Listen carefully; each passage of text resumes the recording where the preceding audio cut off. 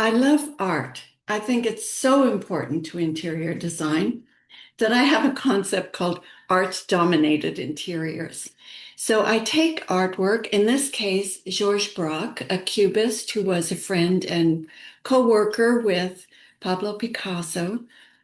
This is a piece that's a tabletop. You see the table, and there's a lute and an orb and a vase and so forth on the table. Now, I took this as inspiration for pillows. It's sitting right now in my kitchen. This is the kitchen island. It looks wonderful backing a kitchen. It also looks great over a sofa. I have a photograph of the sofas, a sofa with the art behind it. Can you see the cubist fretwork of the lute I've taken into a sofa cushion? So this is appliqué in linen on Loro Piana fabric, a very fine linen. And it makes a wonderful graphic that pulls off of the painting.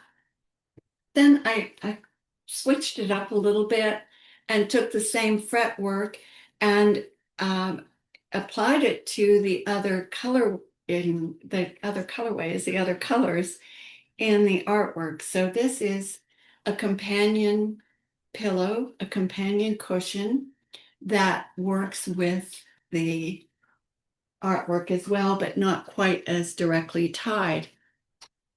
Then you can see above and to the left, there is here on top of the tabletop, I think it could be a table napkin, and that has um, a very fun point coming off of the dark coral.